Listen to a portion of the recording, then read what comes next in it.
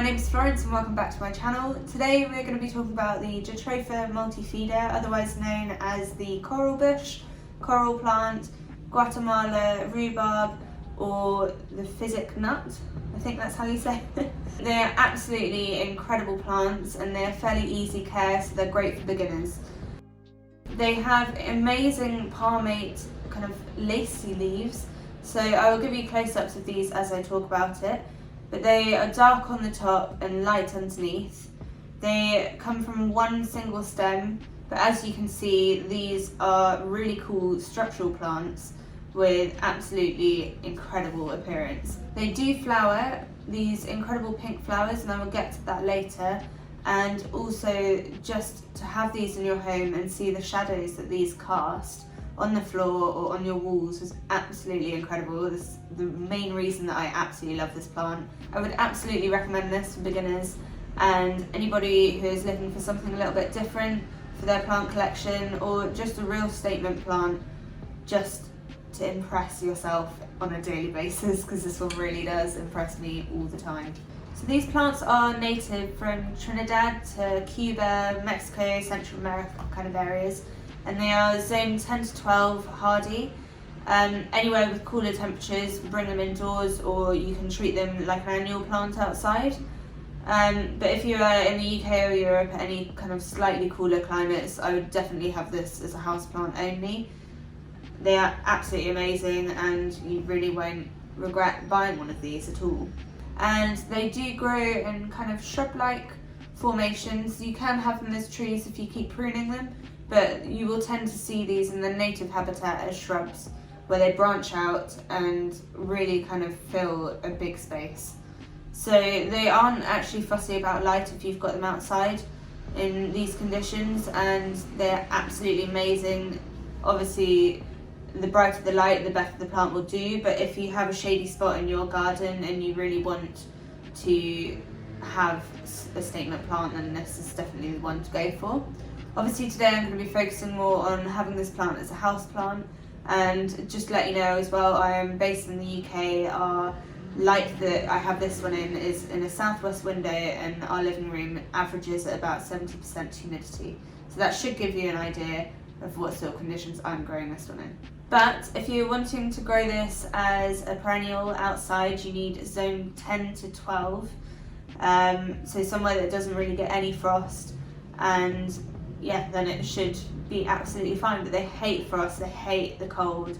So these were originally cultivated and used for biodiesel. So you would wait for the seed pods, grind up the seeds, and some oil will come out, and that could be used as biodiesel. But with the 2008 financial crash, everybody kind of realised that they need too much water and too much care to do this. But hopefully that will come back in the future. But that's a little fun fact about these plants. And also they are actually in the Euphorbia family, which a lot of people don't know. I didn't know that honestly until researching for this video, and I thought that was a really cool addition because I wouldn't have guessed that in any way whatsoever. But as I said, these are mostly grown for foliage, and you can really see why. I will again put close-ups of this on the screen. These plants can grow actually up to 6 meters. In household environments, I would expect these to grow 1 to 2 meters max, probably. So you're still looking at a fairly decent size, and especially if you put it in a plant pot with, you know, something that lifts it off the floor, a bit of height, then obviously you can have a really, really dramatic plant, or it can just be used to style a certain corner. So I have mine pulled back from a southwest facing window. It's about a metre away from the window, and I will show you where that is. So it gets bright direct light all throughout the day, and you can potentially have this in any light in your home as long as there is some form of natural light, but it will perform best in obviously bright direct light. If you have it in slightly less light, it's unlikely to flower or grow so quickly, but it should still be quite happy in your home. Just make sure that you are giving it some sort of natural light, and if you're not, please substitute for grow lights or think about a different part of your home for this plant. So these are actually drought tolerant plants, and I water mine maybe once or twice a month, depending on how warm it's been or how much light this has been exposed to, because obviously that will dry out the soil quicker. So if you are planning on having this in a room that isn't so sunny or doesn't get all day sun, then potentially pull back on your watering on this. Make sure that the soil is thoroughly dry before you water it again. I will say that I do saturate this in the shower, so it does get a really good water, but I just make sure that it's fully dry and really light. You know, you will be able to tell roughly when this needs watering without pushing your finger in the soil once you've had this for a couple of months, because you will realise just how light the pot is. So these are actually drought tolerant, so make sure not to overwater. They also can go into shock quite easily if you water them with too cold of water or too warm of water. So if you can, try and make sure that you're watering with room temperature water. So the room that I'm sat in at the moment is actually 70% humidity, which is extremely high for the UK and other parts of Europe. And I tend to keep it roughly about this. It sometimes goes up to 80 and sometimes goes up to about 90 if I forget to turn off the humidifier. But these are really happy in pretty much whatever. My mum's got hers and it's about 50% humidity. They are really tolerant of that sort of thing. But what I will say is, if you've got low humidity and you like to mist your plants, do not mist this. If they get any sort of water on the leaves, then they can develop fungus and get black spots, which is actually extremely common, and a lot of the photos that you see online of these tend to have kind of like black and yellow spots on them. Obviously, if you have really good air circulation, then I wouldn't worry so much. And obviously, if you do get water on it, just wipe it off and try and make sure the leaves are dry as dry as possible. But like I said, these are not bothered about humidity whatsoever, it seems, and will grow in pretty much any sort of dry conditions, wet conditions, doesn't really matter. So fertiliser wise, I read something interesting online actually whilst I was researching for this video, and it says that you should fertilise these from late winter to early spring. Now, I have a confession, I don't do that. I fertilise mine from spring until late autumn, and it seems to have worked really well for me. Previously I've used Baby Bio and that worked really well. Obviously that is a more harsh and synthetic fertiliser, so I did pull back on the amounts that they said, so I'll put that on the screen. And I used to do that about once every 3 waters, but now I'm using liquid gold leaf, which I absolutely love and definitely recommend for these sorts of plants. I fertilise every time I water now, so in spring to late autumn, and honestly this plant seems to love it, so I think you can kind of fertilise whenever. Obviously if you're watering more, then you tend to fertilise, so in the winter I tend to pull back if I fertilise at all. But yeah, seeds really kind of, whatever you give it, it will kind of just be happy. Okay, I have another confession. I have not repotted this plant. I've had it for well over a year and it seems happy, so I'm just not going to move it. It's still in the soil that it came in, obviously, so it's quite a chunky kind of perlite and pumice mix, and it just seems happy, so I'm not changing that. If you wanted to repot and you wanted to change the pot it's in, or it does need repotting anyway because of the size, then I would go for something that is extremely well draining. Remember that these are drought tolerant plants and they do not like to have wet feet. So I would go for something along the lines of about 60% pot and compost or orchid bark or cactus mix even, and then add in perlite or pumice or sand or whatever you want to make it more free draining. But I know that when I repot this, I will probably do about 40% pot and compost and 20% perlite, and I will add in some pumice and maybe some cactus mix as well, just to make sure that if I water it, that water comes straight out the bottom. I will also say that it looks like I have this in a terracotta pot. It is actually within a plastic pot, and that is just so I don't have to water it as often, because obviously it gets really hot in our living room, and especially in summer it gets up to like 40 degrees in here, so we don't have amazing aircon or anything like that. So I do like to go away as well, so I keep it in plastic and just put it in terracotta for the look. Yeah. Okay, so talking about flowers, I'll give you a close-up of this, but here are the flowers. It's not come into bloom yet, it's just about to show. I'll put some pictures on the screen of what they look like whilst they're in bloom, and although they are extremely beautiful, I normally chop them off, and I know that a lot of you will be like, oh my god, why are you doing that? Purely because they stain the floor. As soon as they drop, it looks like blood on the floor, and you just can't get it out. My mum's got carpet and she stained all of hers. I've got wooden flooring and I know that it would stain that, so I would have to sand it. So I would recommend that if you are keeping the flowers on these, then you either put a towel down, have them on tiles or somewhere that you can wipe. My mum has also said, although I don't know how true this is, and this isn't to bash you, mum, but I'm just, I've not experienced it. She said that she has experienced some staining from the leaves as well. She's also got a lot of other plants in her area where she's got this one.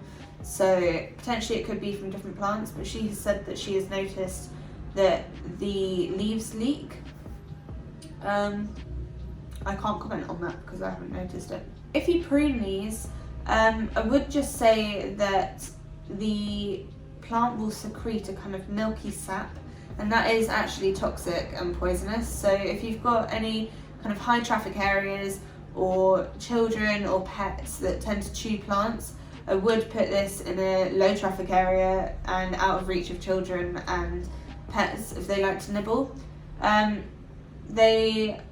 It's just not nice. This was also used as fish poison at one point as well, so don't feed it to your fish.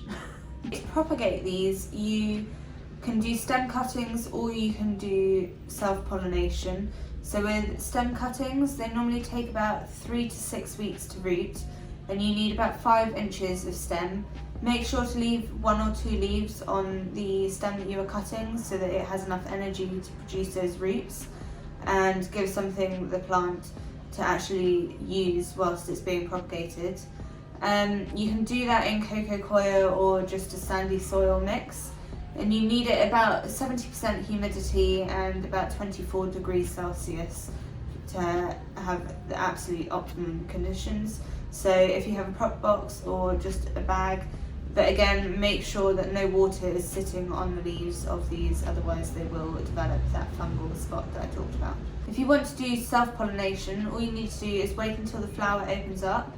There will be several little flowers on one flower stem, and you can get either a tiny makeup brush or a little painting brush, or alternatively a Q-tip or cotton buds, and move the pollen from one to another. It will then take quite a long time for seeds to be produced, but once they do, then you can look at germinating them in a sandy soil mix, again high humidity and a good temperature, and you should have new plants fairly soon. So these are prone to mealybug, spider mite, thrips, scale and aphids, and I know that sounds like a hell of a lot. I personally, in the year that I've had these, have not struggled with it at all with any sorts of pests, and the only person that I know who has struggled with these with pests was mealybug, which you can get rid of either with SV Invigorator or some sort of tea tree oil or alcohol, just wiping them off. Cost-wise, these in the UK at the moment, as of 2021, are going for around £35 to £45. I'll put the conversion on the screen to US dollars so that you can see, but these are not expensive plants and they haven't actually risen hardly at all in price in the last year, especially with the pandemic and all the inflation. I wouldn't pay any more than £45 or £50 depending on how large your specimen is. So yeah, if you want a nice affordable plant which has interesting foliage, then this is definitely the one for you. Okay, lastly I'm just going to show you a couple of different types of Jatropha. So obviously this one I have here is Multifida, which has the really lacy leaves and the beautiful pink flowers. I personally think this is the most beautiful, but I'm showing these in case you're really interested in them and you want to get more. Okay, so first off is Jatropha curcas. Now this is, in my opinion, less beautiful, but the same growing conditions are needed. There's this, they're fairly drought tolerant, they need kind of alright bright light, and they just want no water on their leaves at all. Okay, then there's Jatropha Multifida. I think I'm saying that right. This one is much more caudex appearance. They have similar flowers and kind of similar leaves. These are also extremely easy to get hold of. So if you're looking for something that has similar appearance and something slightly different to this plant, then this is definitely the one to go for. Okay, the next one I'm not even going to attempt to announce the Latin name. It's called Spicy Jatropha, and their flowers are absolutely stunning. I'll put some pictures on the screen here, but they are much more simple in their foliage. So if you are wanting something which has much more impressive flowers, then this is definitely the Jatropha for you. And the last one is Jatropha Unicostata.